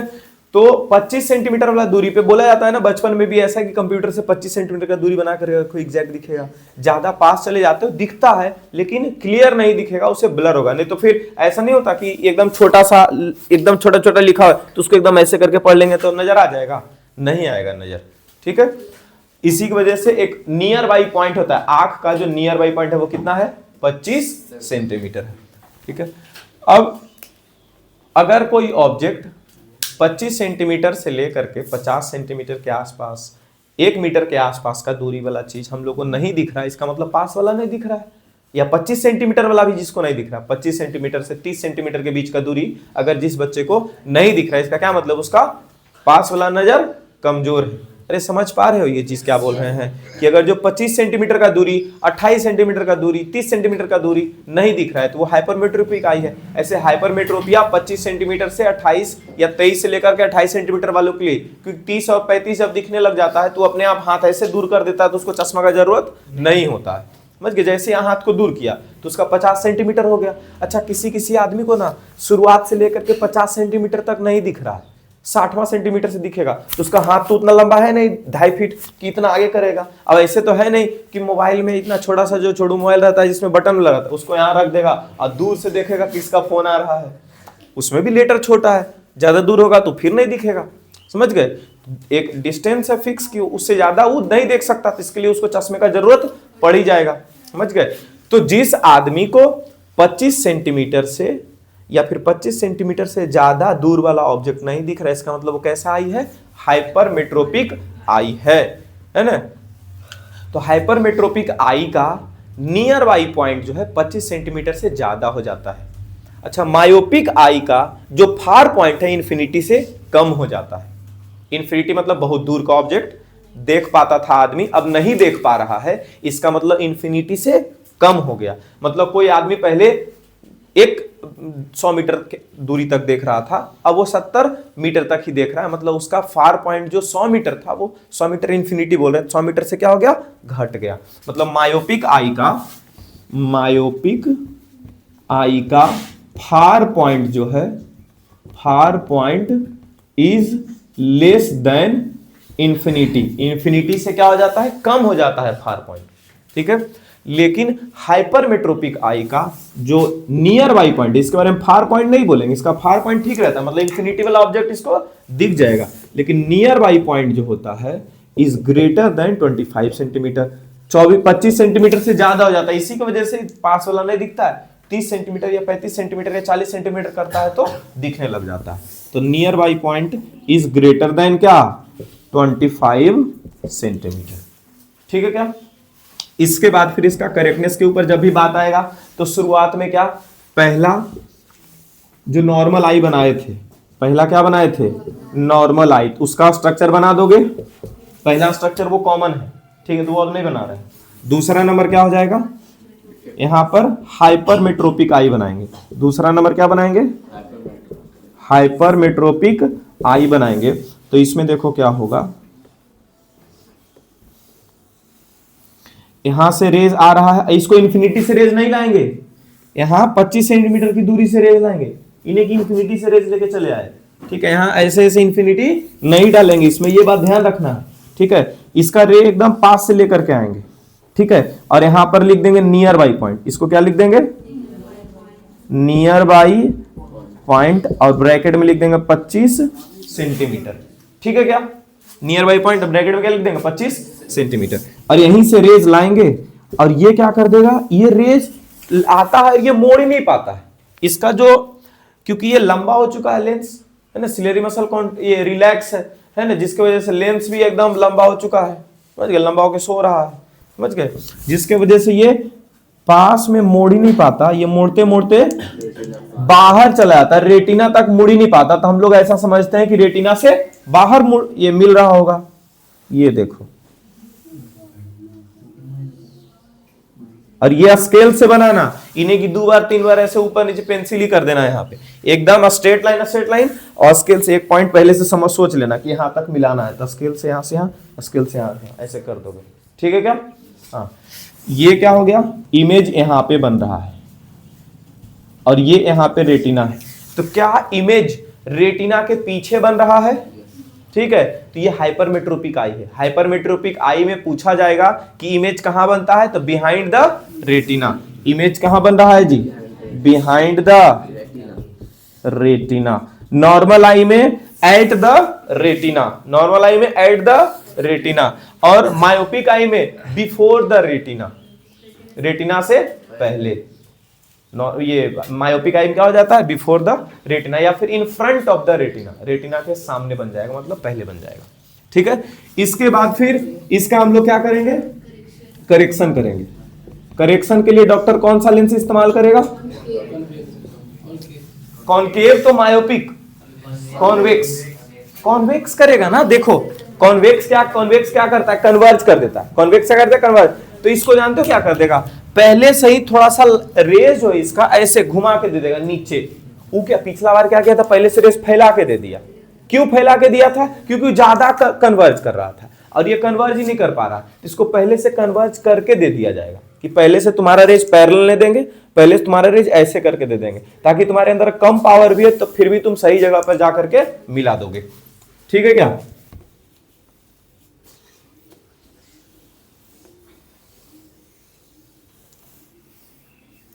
यहां पर एक लेंस और लगा देंगे, इसी के जैसा लेंस रहेगा। ठीक है, क्योंकि यहां भी कॉन्वेक्स लेंस और यहां भी कॉन्वेक्स लेंस। ठीक है, यहां से रेज जा रहा होगा। ठीक है, यहां से रेज जा रहा होगा। अब पहले से ये ऐसे कन्वर्ज कर दिया गया। देखो तो ये पैरेलल रेज जा रहा था, अब पहले से इसको क्या कर दिया गया? थोड़ा सा कन्वर्ज, और इस कन्वर्जन के वजह से ये यहां चला जाएगा और ये यहां चला जाएगा। ये नहीं लग रहा तुमको सीधा लाइन बना दिया हम? इसको ज्यादा दूर नहीं बनाएंगे, लेंस जो है पास में रहता है ना, तो लेंस जो है तो यहीं पहले ही बना देते हैं। ठीक है, यहाँ से आया, यहाँ से ये आया और ये क्या कर दिया? ऐसे, और ये भी क्या कर दिया? देखो थोड़ा सा घुमाए हैं, यहाँ से थोड़ा ऐसे घुमा, अब फिर ये यहाँ तक जाएगा और ये यहाँ तक जाएगा, दोनों यहीं पे मिला दिया। मिलाया कि नहीं मिलाया? ठीक है, तो सही हो गया। ये कौन सा लेंस है? Convex lens. ये तो आंख वाला लेंस है ना, अंदर में आंख के अंदर जो लेंस था वो, यहाँ पे इमेज बन गया, इमेज एट रेटिना। सही हो गया क्या? ठीक है, तो डॉक्टर हाइपरमेट्रोपिक आई के लिए या फिर बोलेगा कि एक ऐसा आदमी है जिसका इमेज रेटिना के पीछे बन रहा है, बिहाइंड द रेटिना, तो डॉक्टर कौन सा लेंस इस्तेमाल करेगा? Convex lens. कौन सा लेंस? Convex lens. एक ऐसा आंख है जिसको दूर का ऑब्जेक्ट नहीं दिख रहा है, तो डॉक्टर कौन सा लेंस इस्तेमाल करेगा? Concave lens. दूर का नहीं दिख रहा है, डॉक्टर कौन सा इस्तेमाल करेगा? Concave lens. सही, यहां तक आगे बढ़ा जाए। अब आता है वैसा आदमी जिसको बगल का, पास का भी नहीं दिख रहा है और ना ही दूर का दिख रहा है। समझ गए? हैं? जिंदा क्यों है वो फिर? पास का भी ब्लर दिख रहा है और दूर का भी ब्लर दिख रहा है।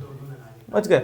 अच्छा, ये वाला जो आदमी होता है जिसको भारी दिक्कत है, ये अगर जो पूरा चश्मा, जैसे हमारा पूरा चश्मा एक ही लेंस है, इसका अगर जो पूरा चश्मा एक ही लेंस का दे देगा, तो जब दूर का देखना होगा चश्मा खोलेगा, पास का देखा होगा चश्मा लगाएगा, फिर दूर का देखना है चश्मा खोलेगा, फिर पास का देखना है चश्मा लगाएगा।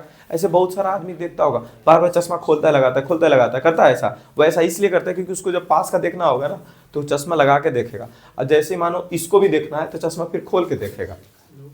समझे? क्यों? क्योंकि ई वाला जो चश्मा है वो किसके लिए काम कर रहा है? बस पास इतना दूर के लिए काम कर रहा है ना, इससे ज्यादा दूर के लिए फिर ब्लर हो जाएगा। हम क्यों करेंगे? मेरे लिए ठीक है, मेरे लिए सब ठीक है, लेकिन जो आदमी, जिस आदमी को हाइपरमेट्रोपिया होता है उसके लिए दिक्कत है। तो उन सब आदमी, कितना आदमी के लिए जानते हो क्या किया जाता है? लेंस ऐसे बनाया जाता है। जिसको उतना ज्यादा खोलना नहीं चश्मा, उसके लिए ऐसा वाला लेंस लगा देगा। इतना दूर में कौन सा लेंस लगा देगा? कौन सा लेंस है? Convex lens. कौन सा लेंस लगा देगा? और ये प्लेन रह जाएगा। ये क्या रह जाएगा, प्लेन रह जाएगा, कॉन्वेक्स लेंस लगा देगा और ये प्लेन रह जाएगा। नहीं नहीं रुको, बताते हैं, उपरेस बायोपिया के लिए होता है, वो अगला आएगा।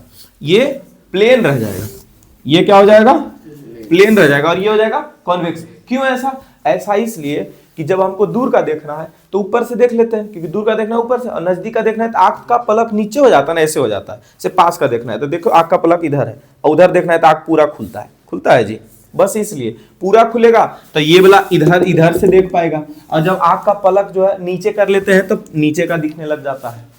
समझ में आ रहा है? अच्छा, मूवी वगैरह में या फिर कितना जगह देखता होगा बूढ़ा लोग ऐसे, या बूढ़ा बुजुर्ग जो रहता है वो ऐसे यहाँ पर ऐसे करके लगा के देखता है। वो क्यों करता है ऐसे? ठीक है, यहाँ ऐसा उसका एक उसका चश्मा अगर जो ध्यान से देखो, या फिर घर में कोई लोग उनका चश्मा देखोगे तो यहाँ से अलग और यहाँ का अलग दिखेगा, तुमको दिखता है, समझ गए? वाईडी सर का वैसा ही है। अच्छा, वीडियो बनाते हैं कौन सा?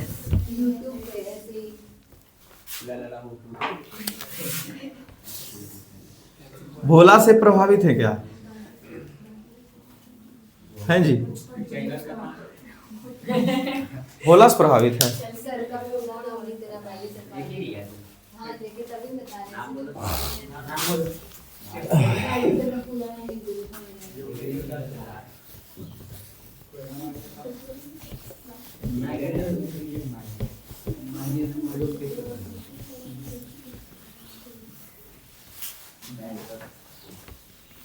अगला क्या हो गया?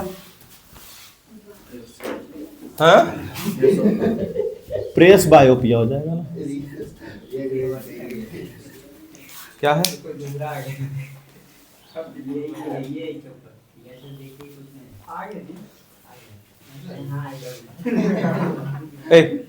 इधर देखो, डेटिंग फिर बोल रहे हैं, लिख दिए खाली।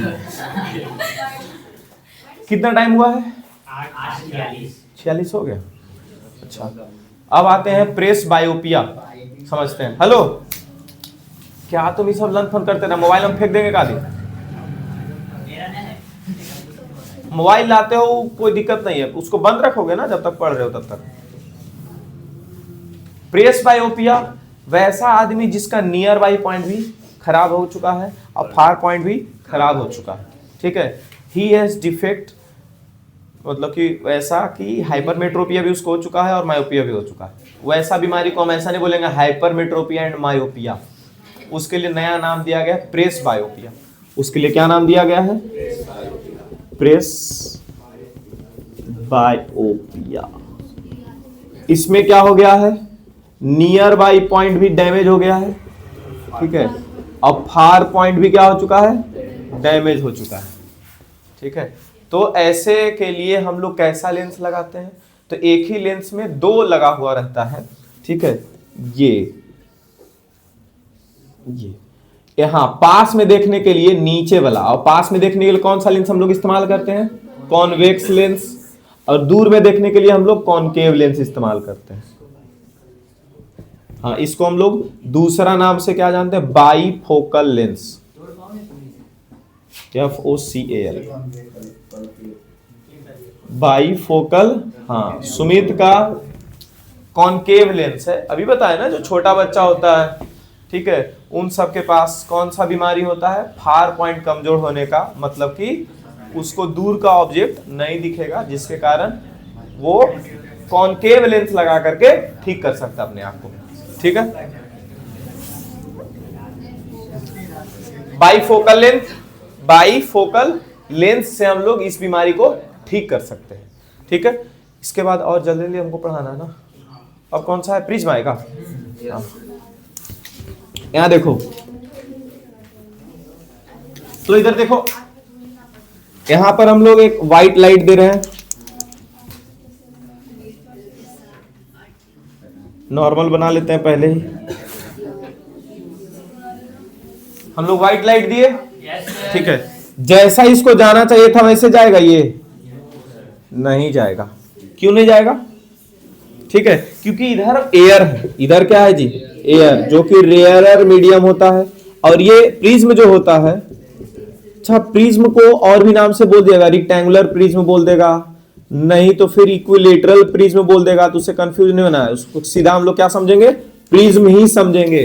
ठीक है, हम लोग जो यूज कर रहे होते हैं प्रिज्म क्लास 10th में, वो रेक्टेंगुलर प्रिज्म और ये इक्विलेटरल, इधर वाला जो पार्ट होता है वो इक्विलेटरल होता है, और इन सब ट्रायंगल के हर साइड पे एक रेक्टेंगल खड़ा होता है, इसलिए रेक्टेंगुलर प्रिज्म बोलते हैं। वो सब तुम लोग को 8 में पढ़ाए हैं। ठीक है, प्रिज्म पिरामिड कहाँ है जी? हाँ, तो यहां से इसको जाना तो इधर चाहिए था, लेकिन रेयरर से जब डेंसर मीडियम में जाएगा, रेयरर से कहां जाएगा, डेंसर मीडियम में जाएगा, तो इसको नॉर्मल की तरफ दबा दिया जाता है। इसको क्या किया जाता है, नॉर्मल की तरफ दबा दिया जाता है। तो इसको जाना इधर चाहिए था, लेकिन नॉर्मल इधर था तो इधर दब के चला आया यहां पे, समझे? अब यहां क्या है, डेंसर, और डेंसर से कहां जाएगा, रेयरर, डेंसर से रेयरर जाएगा, तो जिधर जाना चाहिए था, इसको जाना किधर चाहिए था, इधर, जाना किधर चाहिए था, इधर, लेकिन ये और मुड़ जाएगा, ये और क्या हो जाएगा, मुड़ करके अब इधर चला जाएगा। और ये यहाँ से भी एगो रे निकाल देते हैं, यहाँ जहाँ से इसको निकलना चाहिए था यहाँ से, अब यहाँ से जानते हो 3 4 5 6 7 रे निकल जाएगा। टोटल कितना रे, 7 रे निकलेगा। अब कैसे निकलेगा, सबसे नीचे V, फिर I, फिर B, VIB, G, Y, O, R।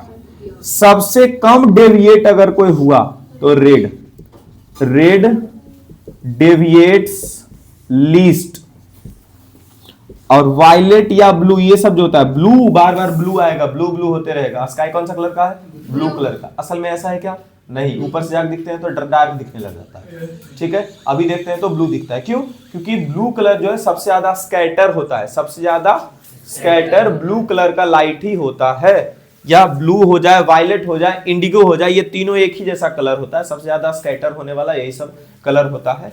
इसीलिए जब हम ऊपर देख रहे होते हैं तो हम लोग को रेड कलर नहीं दिख रहा होगा, हम लोग को येलो कलर नहीं दिखता, हम लोग कौन सा कलर दिख जाता है, ब्लू कलर। हालांकि व्हाइट लाइट उधर है, और व्हाइट लाइट में सब कलर होता है, लेकिन हम लोग को दिखता कौन सा है, ब्लू से रिलेटेड जो कलर्स है वो कलर हम लोग को दिखता है। ये कौन सा हो गया, वायलेट। और वायलेट के बारे में क्या बोलेंगे, डेविएट्स या फिर स्कैटर, डेविएट्स या फिर स्कैटर मोस्ट। ठीक है, मोस्ट। अच्छा, इसमें से 3 4 को कोई भी एगो कलर दे देगा, अब पूछ देगा सबसे ज्यादा स्कैटर कौन सा होगा, 4 गो ऑप्शन में चारों ऑप्शन दे रहेगा, सबसे ज्यादा स्कैटर कौन होगा, तो तुम विब्ग्योर लिख करके अब देखना सबसे नीचे कौन वाला कलर आ रहा है वही सबसे ज्यादा स्कैटर होगा। अच्छा, इसके बारे में वेवलेंथ के बारे में अगर बात करें तो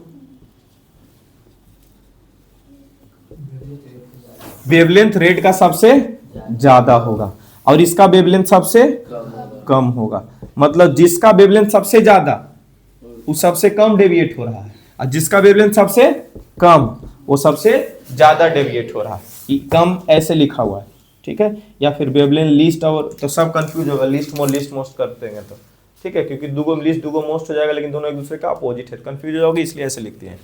ठीक है क्या, चलिए। अच्छा, एक न्यूटन जो है ना, इसके ऊपर एक और काम कर दिए थे, वो हम लोग को शायद पढ़ना है कि नहीं, सुना याद नहीं पढ़ना है।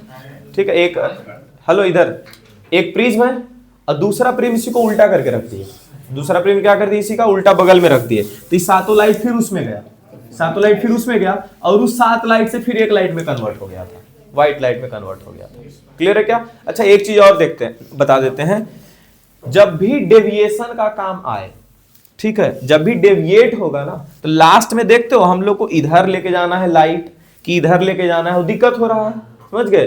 तो उस टाइम पे याद रखना ट्रायंगल का बेस किधर है, ट्रायंगल का जिधर बेस है उधर ही लाइट को डेविएट कर देंगे। जैसे कि यहां से यहां तक आए थे जी, ये तो एंगल ऑफ इंसिडेंस हुआ, ये क्या हुआ, एंगल ऑफ रिफ्रैक्शन, ये कौन सा, एंगल ऑफ रिफ्रैक्शन। और यहां जो इसके साथ ये नॉर्मल था, इसके साथ जो ये एंगल बनाया था, इसको हम लोग इसके साथ जो ये नॉर्मल है, अच्छा ये नॉर्मल था, तो इसके साथ जो एंगल बना रहा था इसको हम लोग क्या बोल रहे हैं, ई, इसको क्या बोल रहे हैं, ई। इसको हम लोग पीछे, ये एंगल ऑफ इमरजेंस हुआ, इसको जब हम लोग पीछे लेके जाते हैं, ठीक है, तो ये इंसिडेंट रे तो ये वाला था, और ये इमरजेंट रे था, इमरजेंट रे को जब पीछे लेकर के गए तो इंसिडेंट और इमरजेंट रे के बीच में जो एंगल बना उसको हम लोग ऐसे रिप्रेजेंट करते हैं, डेल से। तो कौन सा, किससे रिप्रेजेंट करते हैं, डेल। इसको 11th क्लास में इसको डेल बोलते हैं, अभी तुम लोगों को डेल्टा पढ़ा दिया जाता है, और नहीं तो फिर कैपिटल डी बोल दिया जाता है, जिसको हम लोग बोलते हैं एंगल ऑफ डेविएशन। इसको क्या बोलते हैं, angle of deviation, angle of अच्छा प्रिज्म में जो यहाँ पर एंगल होता है वो कितना डिग्री का एंगल होगा? 60। क्यों? क्योंकि इक्विलेटरल प्रिज्म अभी बोला जा रहा था। ठीक है, एंगल ऑफ डेविएशन इसको बोलेंगे एंगल ऑफ डेविएशन यहाँ पर। ठीक है क्या? ठीक है, एंगल ऑफ डेविएशन किसके किसके बीच में? तो इमरजेंट रे और इंसिडेंट रे के बीच का एंगल को हम लोग क्या बोलते हैं? एंगल ऑफ डेविएशन बोलते हैं। ठीक है, इसके बाद कौन सा टॉपिक आ जाएगा? रेनबो नहीं, देखो जल्दी से, रेनबो ही इसके बाद। कौन सा? इसका रिकॉम्बिनेशन जो भी बताए। अच्छा रेनबो, उसके बाद? अच्छा ठीक है, रेनबो अब क्या होता है? कितना टाइम हुआ?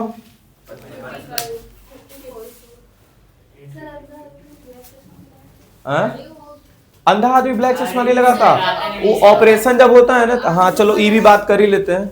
जब ऑपरेशन होता है ना तो डस्ट नहीं जाना चाहिए और ज्यादा इंटेंसिटी वाला लाइट नहीं चला जाना चाहिए उस टाइम पे, क्योंकि बहुत ही सेंसिटिव पार्ट है ना वो, जहां पे ऑपरेशन अभी हुआ है।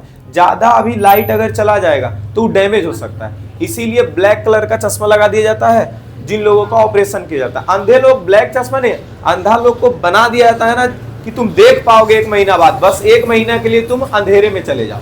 समझ गए? बोलते हैं सब्र का फल मीठा होता है, ये जो वेट करता है उसको अच्छा ये कुछ ना कुछ मिलता है, तो वही वेट करवाया जाता है उसको 1 महीने या 15 दिन का।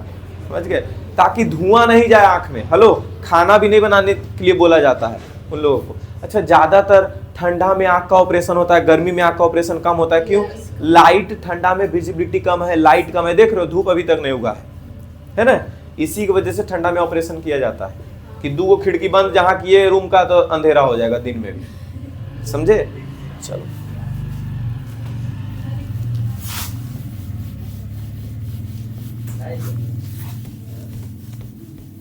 और बाकी इतना समझ लिए हैं तो बाकी जो क्वेश्चन नया नया आने वाला होगा एक आध गो बचेगा इसमें, समझे? या फिर थोड़ा बहुत जो छूटा फूटा होगा वो ऑब्जेक्टिव और सब्जेक्टिव जब करेंगे, ठीक है, तो उसमें डन हो जाएगा। ठीक है, कल कम से कम 2 साल का प्रीवियस ईयर इसका लगा सकते हैं। ठीक है, प्रीवियस ईयर में ज्यादा क्वेश्चन नहीं है। होमवर्क में जो है तुम लोग का प्रीवियस ईयर का PYQ है, पहले से जो PDF दिए हुए हैं तुम लोगों को, ठीक है, वो बनाना। ये वाला यहीं पर बनाना है। ठीक है, ये वाला जब यहाँ छूट जाए तब बनाओ घर में, इन्हें कि पहले ही भेज दिए पहले ही बनाओ ना करके, अभी हम डिलीट कर देंगे उसको, तो सेव नहीं कर लेना उसको। तो डाउनलोड होता है तो तुम लोग के पास आ जाता है। ओ, हम डाउनलोड करते नहीं आता मेरे पास। छोड़ो हटाओ, हम वो सब बंद के लिए रहते हैं। व्हाट्सएप पर लन फन क्या क्या आते रहता है, डाउनलोड करो, पूरा गैलरी भरा हुआ रहता है। बहुत बढ़िया।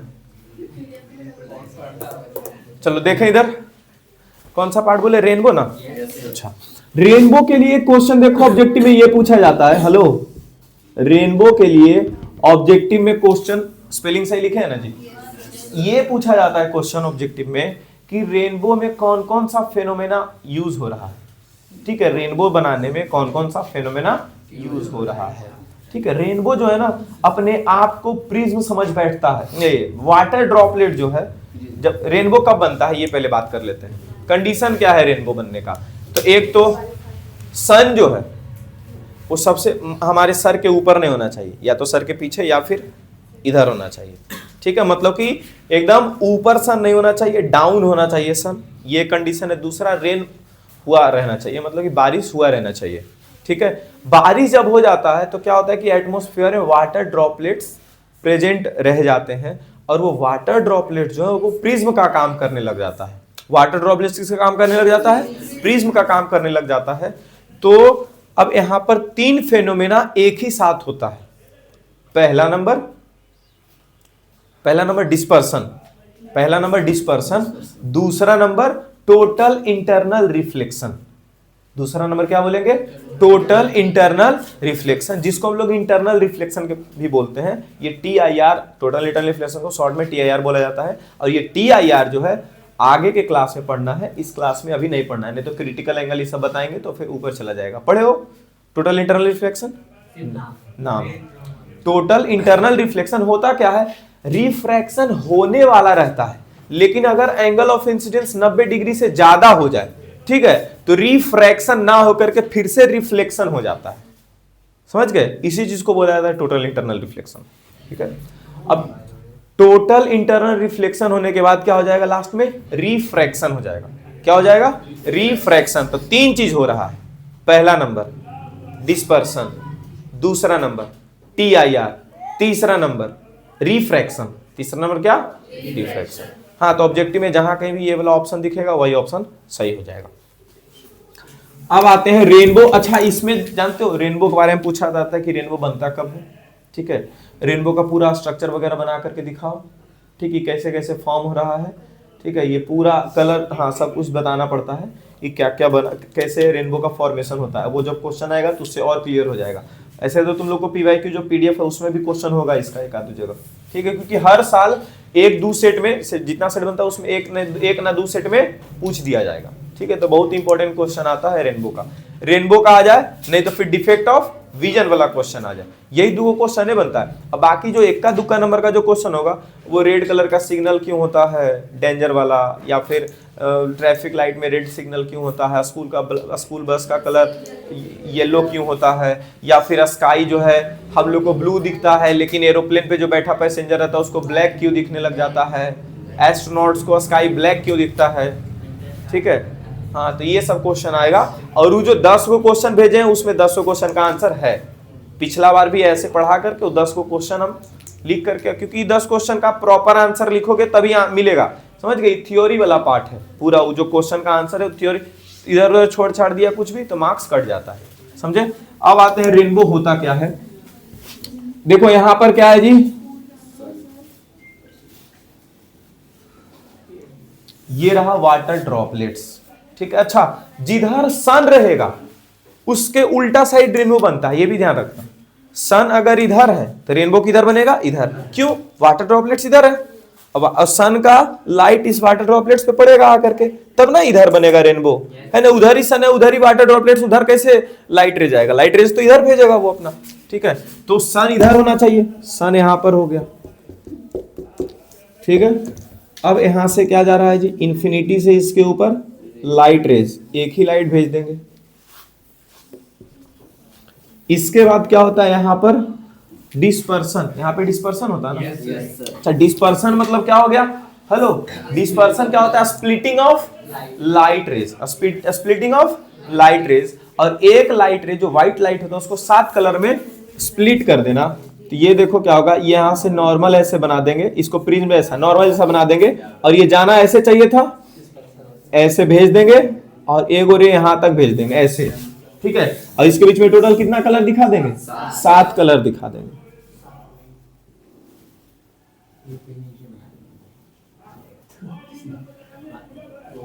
जो भी है बहुत बना दिए। अब यहां से देखो रिफ्लेक्शन हो जाएगा, क्या हो जाएगा? रिफ्लेक्शन। इसी जगह पर होता है टोटल इंटरनल रिफ्लेक्शन। हेलो, इसी जगह पे क्या होता है? Total internal reflection. इसका भी क्वेश्चन है कि पॉइंट आउट करो वाटर ड्रॉपलेट्स में कहां कहां पर क्या हो रहा है। तो पहला नंबर ए पर डिस्पर्सन हुआ। ए पर क्या हो गया? डिस्पर्सन। यहाँ रिफ्रैक्शन हो रहा है, तो यहाँ टोटल इंटरनल, यहाँ पर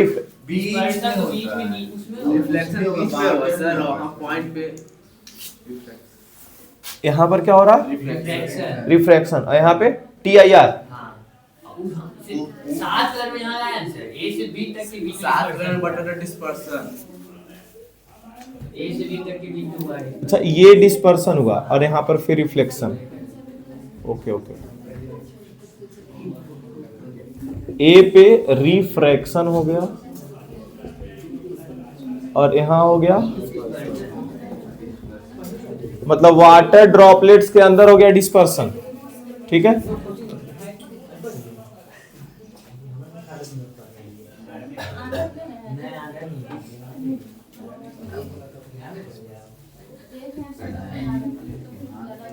इस जगह पे क्या हो गया?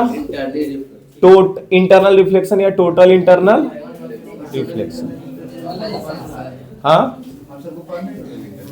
नहीं हम लोग को नहीं, इसीलिए तो यहाँ पे सिर्फ इतना लिख दिया जाता है। लिखा तो जाएगा, पढ़ना नहीं है कि क्या होता है, लेकिन इंटरनल रिफ्लेक्शन लिख दिया। जैसे कि बच्चा यहाँ पर पूछा जा सकता है तुम लोग के द्वारा, हेलो कि सर यहां पर अगर जो रिफ्रैक्शन हो रहा है एयर से वाटर ड्रॉपलेट्स, एयर से वाटर जा रहा है, हेलो, एक मीडियम से दूसरा मीडियम जा रहा है, तो यहां पर रिफ्रैक्शन हुआ सर, तो यहां पर भी एक मीडियम से दूसरा मीडियम जाएगा, तो यहां पर भी रिफ्रैक्शन होना चाहिए था सर, बाहर निकल जाना चाहिए था, तो बाहर क्यों नहीं निकला, इधर ही क्यों आ गया, है ना?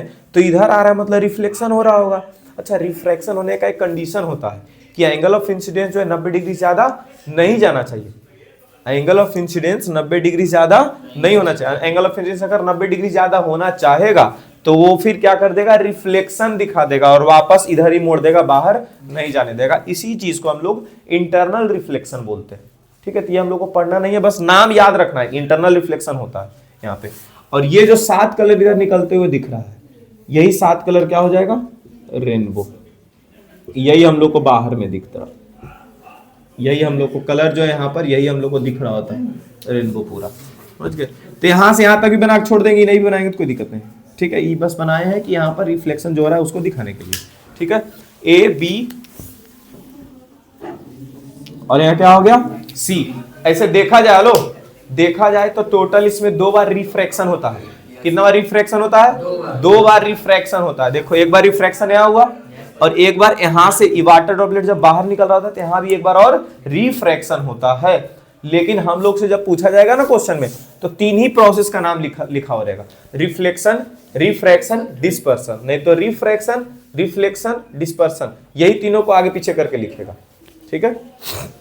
तो सबसे पहले क्या बताएंगे, रिफ्रैक्शन, फिर क्या बताएंगे, डिस्पर्सन, और फिर क्या बताएंगे, इंटरनल रिफ्लेक्शन, ठीक है? वो कल क्वेश्चन आएगा तो क्लियर फिर हो जाएगा उसका जो ऑब्जेक्टिव है।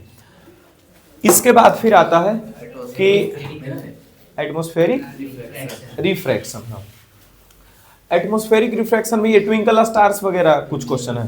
अच्छा, एटमॉस्फेरिक रिफ्रैक्शन जो है, ये देखो, एटमॉस्फेयर में कोई भी ऑब्जेक्ट है, बहुत बड़ा ऑब्जेक्ट, ठीक है, छोटा ऑब्जेक्ट होता है वो चमकता है। छोटा ऑब्जेक्ट कहने का मतलब कि स्टार जो है वो छोटा नहीं है, समझ गए, बहुत बड़ा है, लेकिन इतना ज्यादा दूर है कि बहुत छोटा दिखता है। सन से तो छोटा दिखता है ना हम लोगों को, क्योंकि वो सन से भी बहुत ज्यादा दूर है। कौन, स्टार्स। और स्टार्स इतना ज्यादा दूर है जिसके वजह से हम लोग को बहुत छोटा दिखता है। और एटमॉस्फेयर में अलग अलग लेवल पे अलग अलग डेंसिटी होता है, अलग अलग लेवल पे अलग अलग डेंसिटी। किस चीज का, ऑप्टिकल डेंसिटी, ऑप्टिकल डेंसिटी। और जहां कहीं भी ऑप्टिकल डेंसिटी चेंज हो रहा है, इसका क्या मतलब है, मीडियम चेंज हो रहा है। मीडियम चेंज हो रहा है तो पक्का रिफ्रैक्शन दिखाएगा। यहां पर जो स्टार्स होगा वो यहां पर आया, फिर यहां आया, फिर यहां, फिर यहां, फिर यहां, हम लोग यहां से देख रहे हैं, समझ गए? तो हम लोग को असल में स्टार इधर दिखता है ना? और स्टार होता कहां है, यहाँ पे। अरे इधर से इधर ना लाइट रे चला गया जी, ठीक है? ये क्या हो गया, रिफ्रैक्शन, इस पॉइंट पे रिफ्रैक्शन होकर चेंज हुआ, फिर इस पॉइंट पे रिफ्रैक्शन और चेंज हुआ, ठीक है? नहीं तो ये ऐसे चला जाता। अरे समझे कि नहीं समझे? तो हम लोगों को ये जो एक्चुअल पोजीशन है स्टार्स का वो नहीं दिखता है। हम लोग को जो पोजीशन दिखता है उस पोजीशन को बोलते हैं एपेरेंट पोजीशन।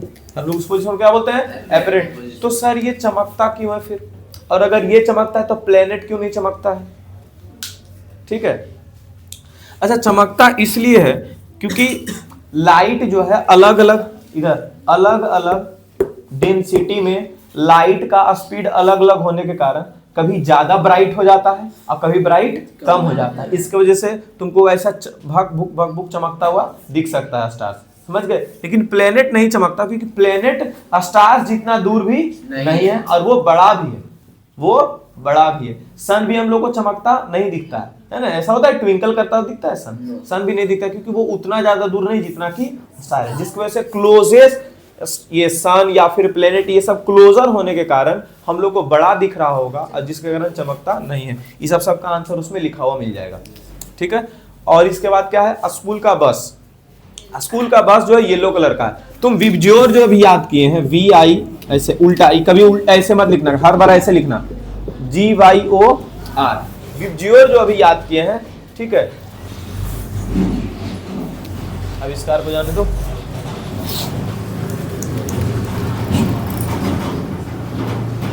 यहां देखो,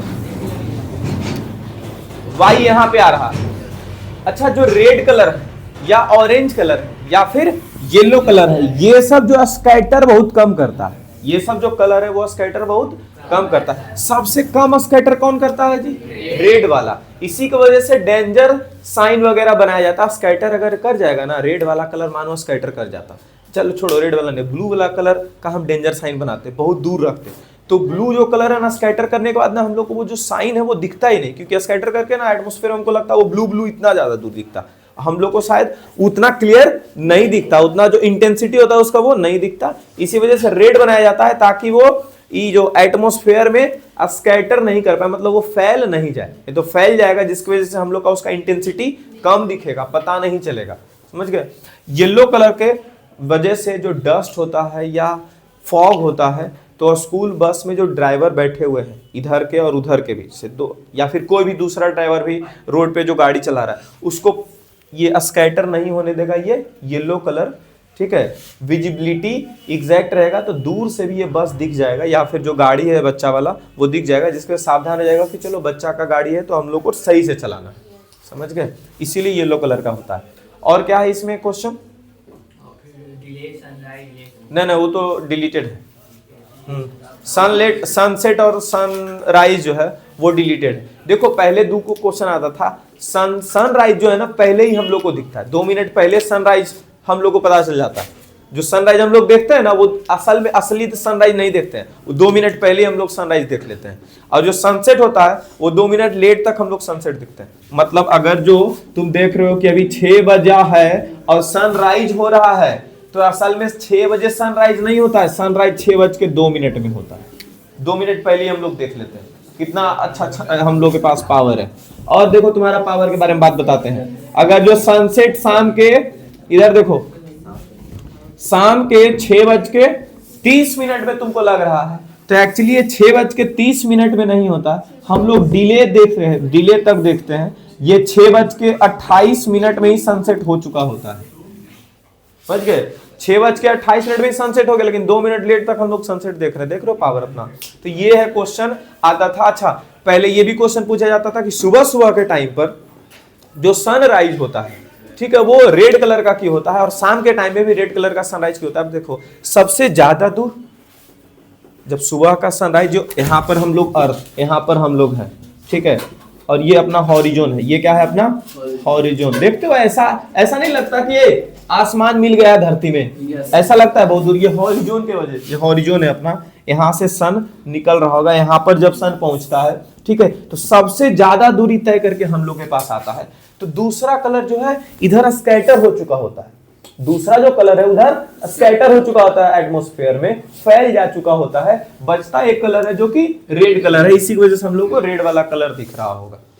ठीक है क्या? ठीक है, बाकी जो पूरा पीडीएफ मिला हो उसको एक बार पढ़ लेना, जो इंपॉर्टेंट क्वेश्चन का पीडीएफ है उसको पढ़ लेना एक बार। समझ गए? एक बार फिर से इस चीज को वन शॉट किसी का भी देख लेना, ठीक है, ये वाला मत देखना जो भी पढ़े हो, यही वाला फिर से देख लिए।